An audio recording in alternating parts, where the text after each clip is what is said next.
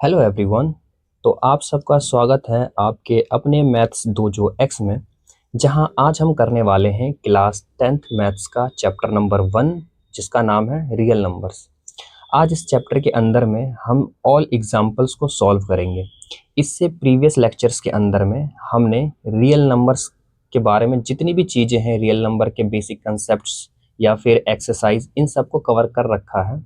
अगर आपने उन सब को नहीं देखा है तो आप पहले उन्हें देख लें, क्योंकि एक्सरसाइज के अंदर में हमने जितने भी क्वेश्चन करे हैं उन्हीं से रिलेटेड क्वेश्चन एग्जाम्पल्स में है। अगर आपने वो कर रखे हैं तो आपको ये भी बहुत आसान लगेगा। तो आप इसे पहले ट्राई कर सकते हैं खुद ही, और अगर आपने ट्राई कर लिया है फिर भी अगर आप कहीं अटक रहे हैं तो आप इस सॉल्यूशन को देख लें ताकि आपको क्लियर हो जाए। तो एग्जाम्पल से क्वेश्चन सेम एक्सरसाइज के क्वेश्चन की तरह ही है। तो हम क्वेश्चन एग्जाम्पल नंबर 1 से शुरू करते हैं। एग्जाम्पल नंबर 1 क्या कह रहा है? Consider the number 4n where n is a natural number. Check whether there is any value of n for which 4n ends with the digit 0। कह रहा है कि कंसीडर करो कि नंबर 4n एक नंबर है। मान लेते हैं हमारे पास एक 4n एक नंबर है, where n is a natural number. ये जो n दिख रहा है आपको, ये है n हमारा natural number. Natural number clear है? नेचुरल नंबर क्या होते हैं?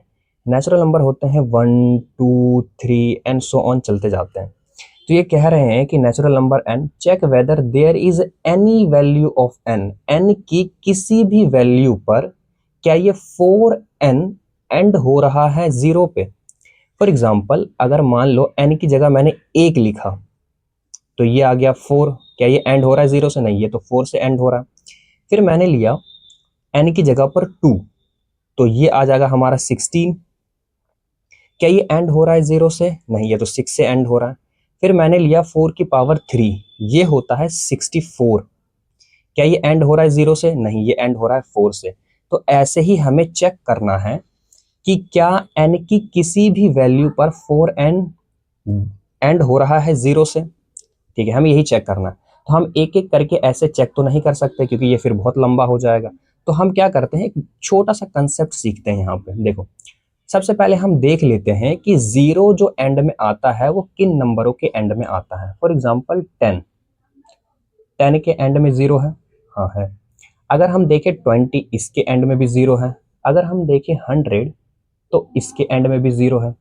अच्छा, अगर मैं इसके फैक्टर्स करूं तो इसका फैक्टर क्या करेंगे?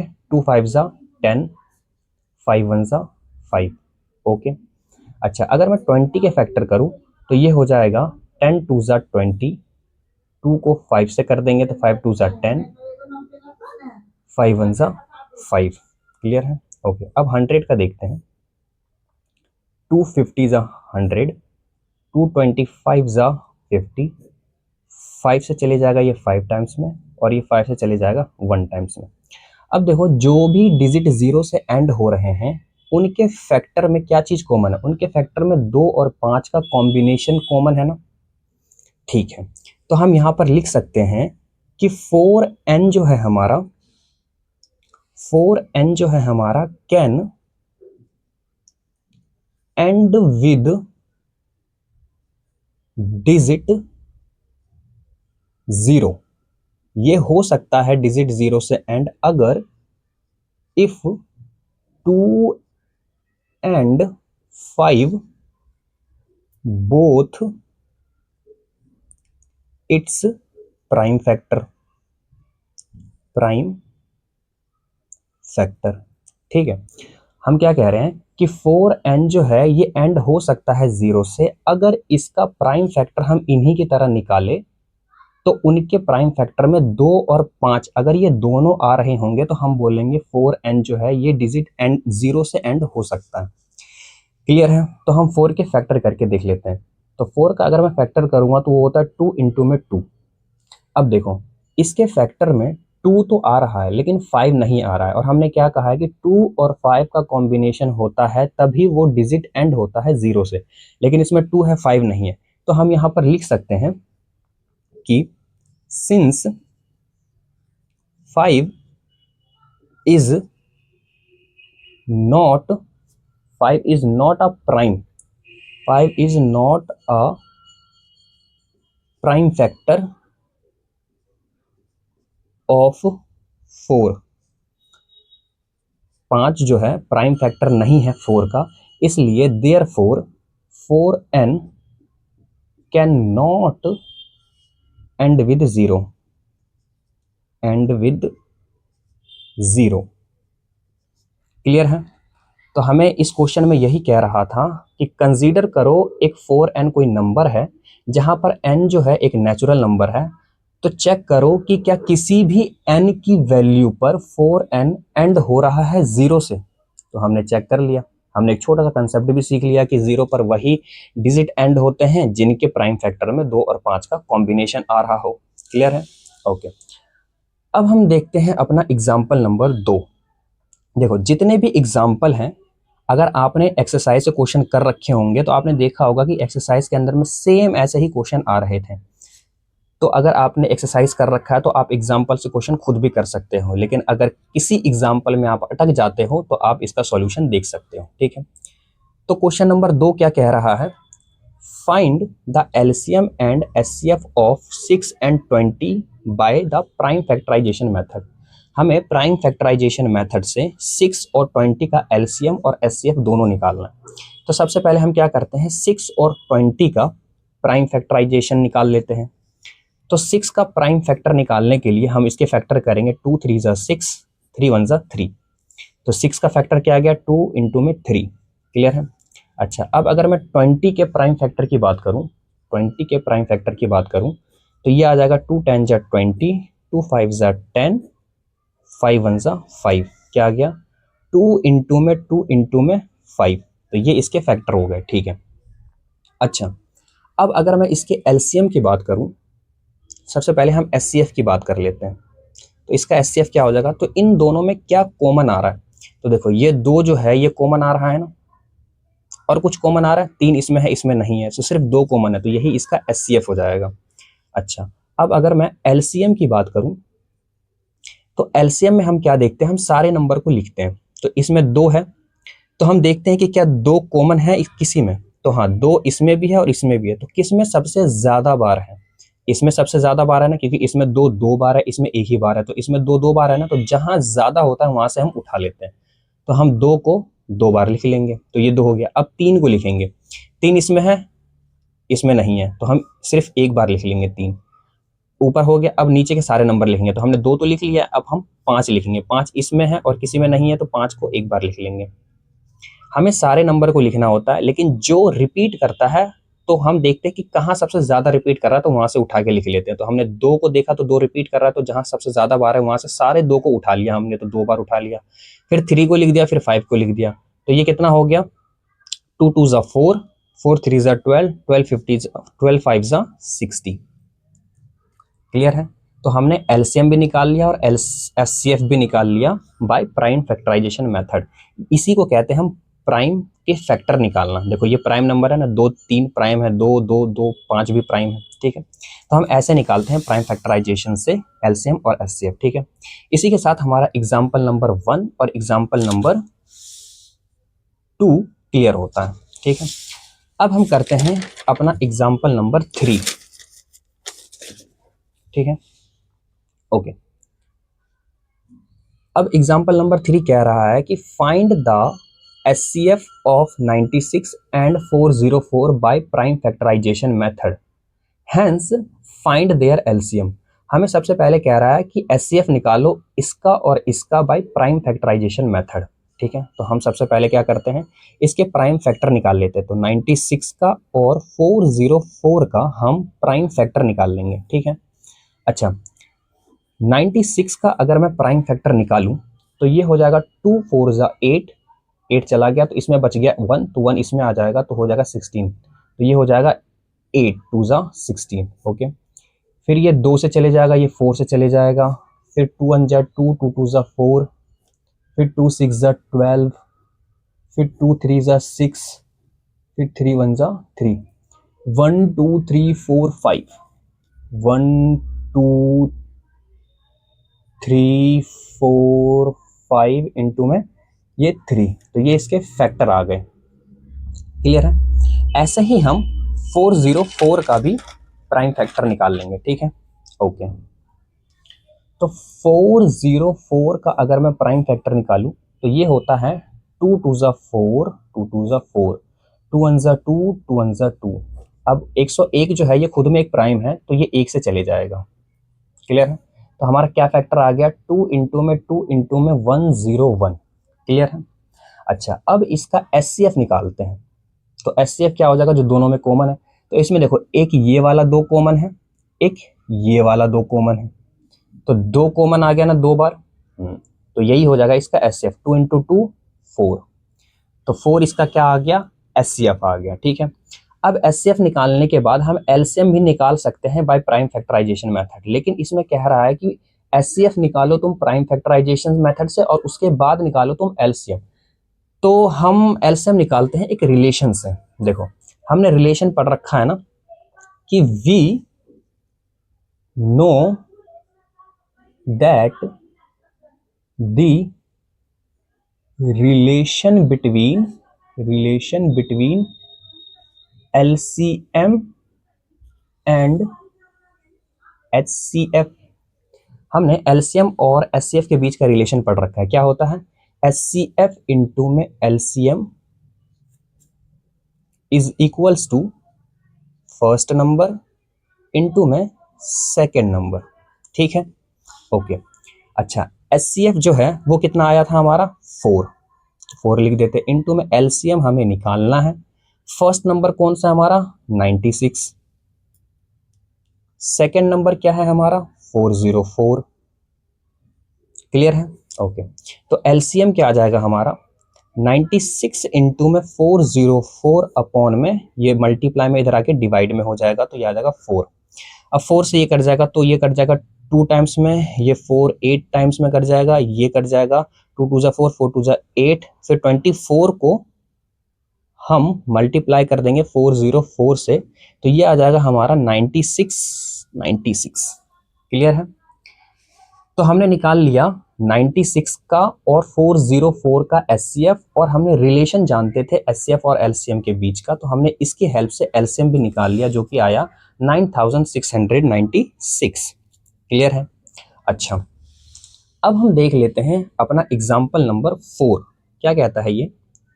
Find the HCF and LCM of, देखो एक्सरसाइज 1.1 के अंदर में हमने जो एक्सरसाइज करा था उसके अंदर मेनली हमें एलसीएम और एचसीएफ निकालने को मिला था, और कभी कभी रिलेशन पूछ लेते हैं एलसीएम और एचसीएफ का, उससे भी हम एलसीएम एचसीएफ निकाल सकते हैं। 1.1 में यही था। ठीक है, तो 1.1 का ये लास्ट एग्जाम्पल है, एग्जाम्पल नंबर 4, आप एनसीईआरटी बुक में देख सकते हो, जिसमें है कि फाइंड द एचसीएफ एंड। अच्छा, ये जो हमने एलसीएम और एचसीएफ का रिलेशन निकाला है, ये सिर्फ 2 नंबर के लिए ही वैलिड है। देखो, हम एलसीएम और एचसीएफ 3 नंबर का भी निकाल सकते हैं, लेकिन ये जो रिलेशन है HCF into LCM is equal to first number second number, ये सिर्फ वैलिड है 2 नंबर के लिए। ठीक है, मैं यहां पर लिख देता हूं आपके लिए, वैलिड ओनली फॉर 2 नंबर्स। ठीक है। अच्छा, अब करते हैं हम example number 4। Find the HCF and LCM of 6, 72, 120 using prime factorisation method. ठीक है, तो 6 का प्राइम फैक्टराइजेशन कितना हो जाएगा, 2 इंटू में 3, ये आपको आता होगा। 72 का प्राइम फैक्टराइजेशन हम निकाल लेंगे ऐसे, 2 3 ज़ा 6, 6 2 ज़ा 12, 3 1, और ये भी 2 से चले जाएगा 18 टाइम्स में, ये 9 टाइम्स में, 3 3 ज़ा 9, 3 1 ज़ा 3। तो 72 का कितना आ गया, 2 इंटू में 2 इंटू में 2 3 टाइम्स, और 3 2 टाइम्स। क्लियर है। अच्छा, अब हम 120 का देख लेंगे प्राइम फैक्टर, 120 का देख लेते हैं प्राइम फैक्टर। तो ये आता है हमारा 2 6 ज़ा 12, 2 3 ज़ा 6, 2 15 ज़ा 30, 3 5 ज़ा एंड 5 1 ज़ा। ठीक है, तो ये क्या आ जाएगा हमारा 120 का प्राइम फैक्टर, ये आ जाएगा हमारा 2 इंटू में 2 इंटू में 2 इंटू में 3 इंटू में 5। क्लियर है, ओके। अब हम बात करते हैं इसके एचसीएफ की। तो एचसीएफ की अगर मैं बात करूं तो एचसीएफ जो हमारा निकलता है वो निकलता है तीनों कॉमन। तो इन तीनों में क्या कॉमन है, दो इसमें भी आ रहा है, दो इसमें भी आ रहा है, दो इसमें भी आ रहा है, तो एक दो को उठा लेंगे। इसमें भी तीन आ रहा है, इसमें भी तीन आ रहा है, इसमें भी तीन आ रहा है, तो हम तीन को भी उठा लेंगे। तो ये क्या हो जाएगा 6। तो एचसीएफ ऑफ 6 72 120 आ गया हमारा 6। अच्छा, अब एलसीएम की अगर मैं बात करूं तो एलसीएम में हमें सारे नंबर को लिखने होते हैं, तो हम सबसे पहले दो से शुरू करते हैं। तो दो देखो इसमें भी है, इसमें भी है, इसमें भी है, तो किसमें सबसे ज्यादा बार है, तो इसमें 3 टाइम्स है, इसमें भी 3 टाइम्स है, तो कहीं एक से उठा लो, तो हमने 3 उठा लिया। ठीक है, दो। अब हम बात करते हैं 3 का। तो 3 इसमें भी है, इसमें भी है और इसमें भी है, तो किसमें सबसे ज्यादा बार है, तो इसमें सबसे ज्यादा बार है, तो हम 2 बार 3 को उठा लेंगे। ठीक है, तो 2 और 3 हो गया, लास्ट क्या बच गया 5, तो 5 तो एक ही में, तो एक से उठा लेंगे एक। ठीक है, अब इसको अगर आप मल्टीप्लाई करोगे तो ये आएगा 360। क्लियर है। तो इसी के साथ हमारा क्वेश्चन एग्जाम्पल नंबर 4, जिसमें हमें एलसीएम और एचसीएफ निकालना था 6 72 और 120 का, ये हो जाता है क्लियर। ओके, अब हम बात करते हैं अपने एग्जाम्पल नंबर 5 की, क्योंकि हमारा 4 एग्जाम्पल हो चुका है। अच्छा, एक्सरसाइज 1.1 के अंदर में सिर्फ पूछा जाता है LCM HCF prime factorisation method से और उन्हीं से रिलेटेड क्वेश्चन। और एक्सरसाइज 1.2 के अंदर में हमें सिर्फ प्रूफ करने को बोलता है कि इरेशनल नंबर हमें दे रखा होगा और प्रूफ करना होगा कि इरेशनल, इसे प्रूफ करो। जैसे √3 एक इरेशनल नंबर है, इसे हमें प्रूफ करना है कि ये एक इरेशनल नंबर है। तो हमने एक्सरसाइज 1.2 में ऐसे बहुत सारे क्वेश्चन करे थे। अगर आपने नहीं देखा है तो आप पहले उन्हें देख ले, ताकि आपको ये और आसानी से समझ में आ जाए। क्लियर है। अच्छा, अब हम करते हैं एक्सरसाइज मतलब एग्जाम्पल 5। क्या कहता है, प्रूव दैट √3 इज इरेशनल। देखो, अगर हमें प्रूफ करना होता है √3 को इरेशनल, तो हम इस्तेमाल करते हैं कॉन्ट्रडिक्शन मेथड की। कॉन्ट्रडिक्शन मेथड से क्या, कैसे हम प्रूफ करेंगे इसे, हम इसे √3 इरेशनल, ये प्रूफ करने के लिए हम प्रूफ कर देंगे कि ये जो √3 है ये एक रैशनल नंबर नहीं है। अगर कोई नंबर रैशनल नहीं होता है तो वो बाय डिफॉल्ट क्या होता है, एक इरेशनल नंबर होता है। तो हम ऐसे प्रूफ करेंगे कॉन्ट्रडिक्शन से। ठीक है, तो सबसे पहले हम क्या करते हैं, इसे मान लेते हैं कि ये एक रैशनल नंबर है। Let us assume the contrary that √3 is rational। ठीक है, हम इसे क्या प्रूफ करेंगे कि ये √3 जो है एक रैशनल नंबर नहीं है, जिससे ये प्रूफ हो जाएगा कि रैशनल नहीं है तो इरेशनल ही होगा। ठीक है, तो रैशनल नहीं है प्रूफ करने के लिए हमने इसे मान लिया कि एक रैशनल नंबर है। तो अगर ये रैशनल नंबर है तो इसको मैं लिख सकता हूँ ना p/q के बराबर, क्योंकि रैशनल नंबर क्या होता है, जिनको हम p/q के फॉर्म में एक्सप्रेस कर सकते हैं। क्लियर है। ओके, अच्छा, अगर ये p/q के फॉर्म में है तो p यहाँ पर क्या है हमारा, ये हमें पता है, p and q are integers and q जो है वो 0 के बराबर नहीं है, और p and q आर को प्राइम। ठीक है, को प्राइम का मतलब क्या होता है, for example p and q को प्राइम है, तो इसका अगर मैं प्राइम फैक्टर निकालूं और इसका अगर मैं प्राइम फैक्टर निकालूं तो दोनों में कुछ भी कॉमन नहीं आएगा। फॉर एग्जाम्पल, अगर मान लो मैंने 7 का फैक्टर निकाला तो कितना आएगा, 7 1 जा 7, 5 का फैक्टर निकाला तो आएगा 5 1 जा 5। तो देखो 7 का फैक्टर है 7 1, 5 का फैक्टर है 5 और 1। ठीक है, तो इन दोनों में कोई भी कॉमन फैक्टर आया नहीं आया, तो ये आपस में क्या है, को प्राइम है। ठीक है, तो यानी इसका मैं फैक्टर निकालू, इसका फैक्टर निकालू, तो उन दोनों में कुछ भी कॉमन नहीं आएगा, इसलिए हम बोलते हैं ये एक प्राइम है। ठीक है, अच्छा, इसको आप सॉल्व करते हैं तो q को मैं इधर भेज दूंगा तो ये आ जाएगा √3 q is equals to p। अच्छा, अब हम रूट नहीं छोड़ते हैं तो हम रूट को हटाने के लिए स्क्वायरिंग कर देंगे, स्क्वायरिंग बोथ साइड। तो अगर मैं स्क्वायर कर दूंगा बोथ साइड, तो ये स्क्वायर इस पर भी है और ये स्क्वायर इस पर भी है, तो इस पर स्क्वायर आएगा तो रूट कैंसिल हो जाएगा, तो 3 इस पर है तो q स्क्वायर p स्क्वायर। ठीक है, अच्छा, अब देखो कि ये जो पूरा टर्म है ये 3 का मल्टीपल है, इसका मतलब ये है ना कि ये 3 से डिविजिबल भी है ना। अगर ये 3 से डिविजिबल है तो ये भी तो 3 से डिविजिबल होगा, क्योंकि दोनों बराबर है, बिल्कुल होगा। और वैसे भी नहीं समझ आ रहा तो देखो 3 को मैं इधर भेजूंगा तो ये 3 से डिविजिबल है ना, तो मैं लिख सकता हूं कि P square is divisible by 3। P square जो है ये डिविजिबल बाय 3 है, ठीक है। अच्छा, पी स्क्वायर अगर डिविजिबल बाय 3 है तो मैं लिख सकता हूं ना कि P is also divisible by 3। Theorem 1.2 में हमने पढ़ा था कि अगर पी स्क्वायर को कोई ए डिवाइड कर रहा है तो पी को भी वो ए डिवाइड करेगा, ठीक है। तो पी स्क्वायर को यहाँ 3 डिवाइड कर रहा है तो पी को भी 3 डिवाइड करेगा, ठीक है। अगर पी स्क्वायर 3 का डिविजिबल है, पी स्क्वायर इज 3 का डिविजिबल यानी पी 3 का डिविजिबल है, तो मैं पी को 3c लिख सकता हूं, बिल्कुल लिख सकता हूं।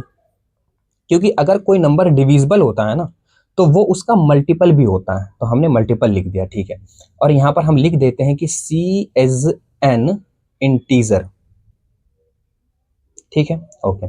अच्छा, अब इस p की वैल्यू को मैं इसके अंदर पुट कर देता हूं तो क्या आ जाएगा, 3q square is equals to, p की जगह लिख दूंगा 3c, p की जगह मैंने लिख दिया 3c और स्क्वायर का स्क्वायर, ओके। अब इसको अगर मैं सॉल्व करूंगा तो 3q square is equals to 9c square, इस 3 से ये 9 चले जाएगा 3 टाइम्स में, तो ये क्या आ जाएगा, q square is equals to 3c square, ठीक है। अच्छा अच्छा, यहाँ पर जो हमने देखा था कि p इज डिविजिबल बाय 3, इसको हम मान लेते हैं इक्वेशन 1, ठीक है, ओके। अब देखो q square is equal to 3c, अब देखो ये जो पूरा टर्म है ये 3 का मल्टीपल है, इसका मतलब 3 का डिविजिबल भी होगा, तो ये भी 3 का डिविजिबल होगा क्योंकि दोनों बराबर है। और ऐसे भी नहीं तो 3 को मैं इधर भेजूंगा तो क्यू स्क्वायर 3 से डिविजिबल है, तो मैं यहाँ पे लिख सकता हूँ कि Q square is divisible by 3। तो मैं लिख सकता हूँ ना कि Q is also divisible by 3, divisible by 3, clear है, ओके। इसको मान लेते हैं हम इक्वेशन 2, ठीक है। अच्छा, अब यहाँ देखो हमने इक्वेशन 1 के अंदर में क्या देखा था कि p जो है ये डिविजिबल है 3 से। अब इक्वेशन 2 में हम देख रहे हैं कि q भी है डिविजिबल 3 से, यानी p और q का एक कॉमन फैक्टर निकल गया जो कि है 3। और हमने अभी देखा था कि जो p और q है ये को प्राइम है, यानी इसका कोई कॉमन फैक्टर नहीं है, और यहाँ पर कॉमन फैक्टर निकल रहे हैं। तो ऊपर और नीचे की बातों में कॉन्ट्रडिक्शन आने लगा। और ये कॉन्ट्रडिक्शन आया क्यों, क्योंकि हमने जो एज्यूम किया है कि √3 एक रैशनल नंबर है, ये हमने गलत एज्यूम कर लिया है, जिसकी वजह से ये कॉन्ट्रडिक्शन आ रहा है, ठीक है। तो हम यहाँ पर लिख सकते हैं कि P and Q having common factor, common factor, P and Q having common factor कौन सा, 3, क्लियर है। अच्छा, और कॉमन फैक्टर 3 है जिसकी वजह से कॉन्ट्रडिक्शन आने लगा, क्योंकि हमने ऊपर देखा था कि p और q को प्राइम है तो कॉमन फैक्टर नहीं आना चाहिए, लेकिन यहाँ पे आ रहा है तो कॉन्ट्रडिक्शन आने लगा। तो दिस कॉन्ट्राडिक्शन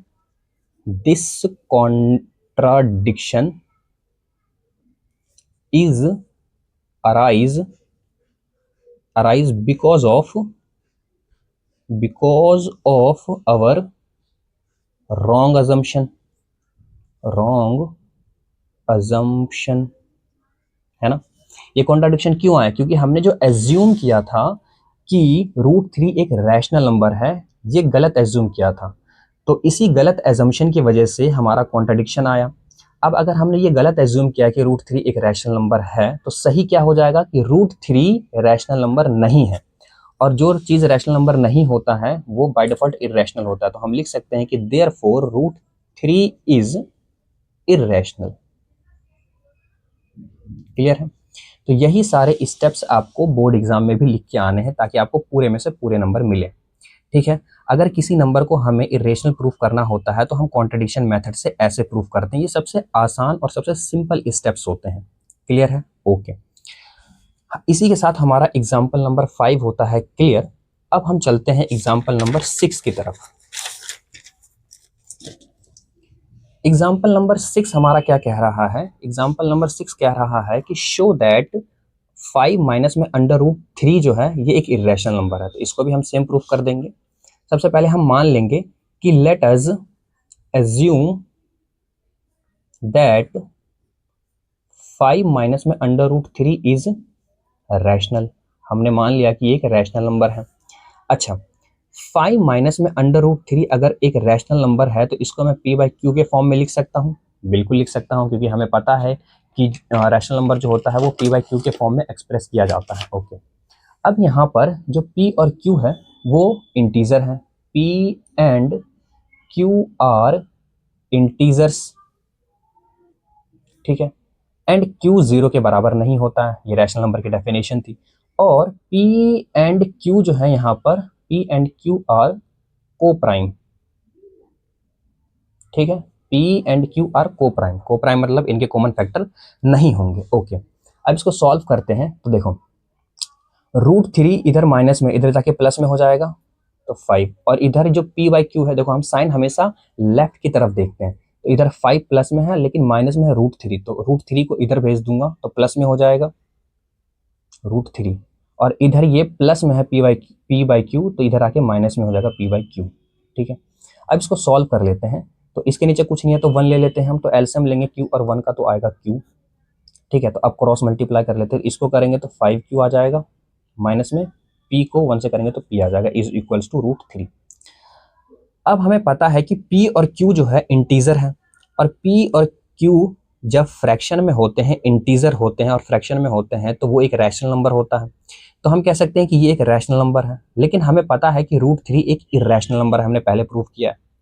तो ये रैशनल नंबर इर्रेशनल नंबर के बराबर आ गया है, जबकि हमें पता है कि रैशनल और इर्रेशनल कभी बराबर नहीं होते, लेकिन यहाँ पर बराबर आ रहा है, यानी कॉन्ट्राडिक्शन आने लगा। अब कॉन्ट्राडिक्शन क्यों आ रहा है? क्योंकि हमने एज्यूम कर लिया था कि 5 माइनस √3 एक रैशनल नंबर है, जो कि गलत एज्यूम है। तो सही क्या हो जाएगा? ये एक रैशनल नंबर नहीं है। क्लियर है? और रैशनल नंबर नहीं है तो इर्रेशनल होगा, ठीक है। तो अब हम यहाँ पर लिख सकते हैं कि since p and q are integers, है ना, ये इंटीजर्स है, तो देयरफॉर अगर ये इंटीजर है तो 5q माइनस में p अपॉन में q आर रैशनल, है ना, ये रैशनल है। But we know that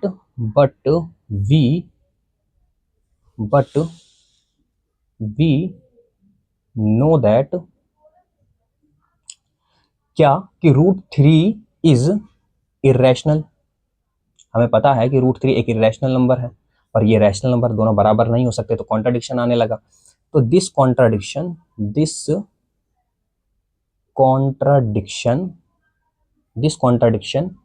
is arise because of our wrong assumption,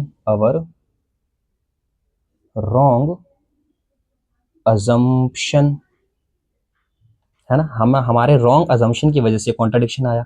हमारा अजम्पशन था कि 5 माइनस √3 जो है ये एक रैशनल नंबर है, लेकिन ये गलत है। तो सही क्या हो जाएगा हमारा?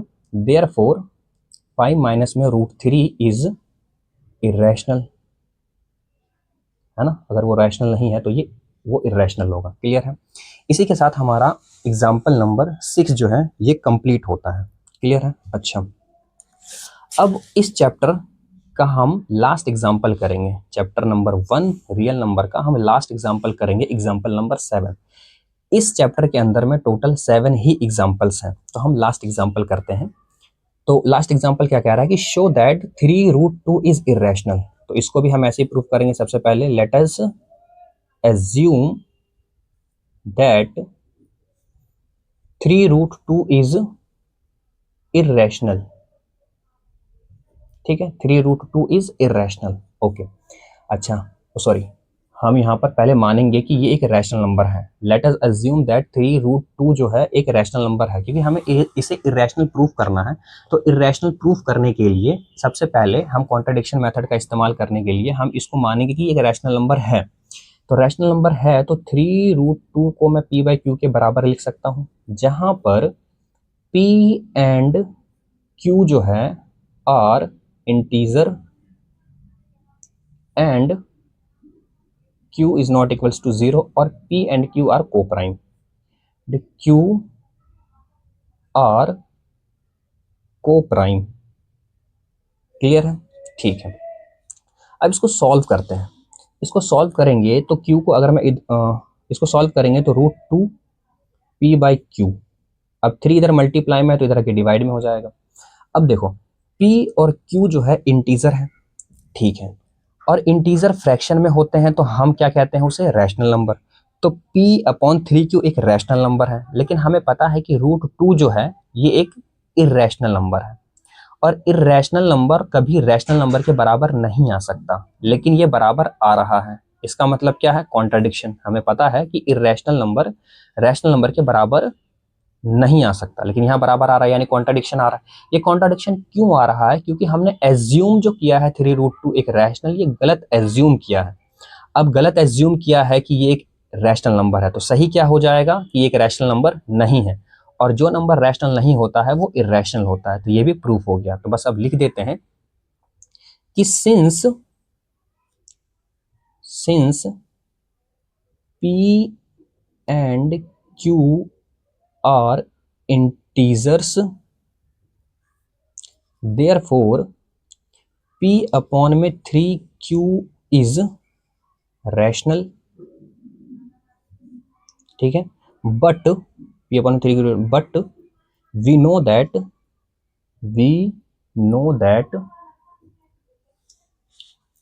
√2 इज इर्रेशनल, है ना। हमें पता है कि ये एक इर्रेशनल नंबर है, लेकिन यहाँ पर बराबर आ रहा है इर्रेशनल नंबर के रैशनल नंबर, यानी कॉन्ट्राडिक्शन आ रहा है। ये कॉन्ट्राडिक्शन क्यों आ रहा है, क्योंकि this contradiction is arise because of our wrong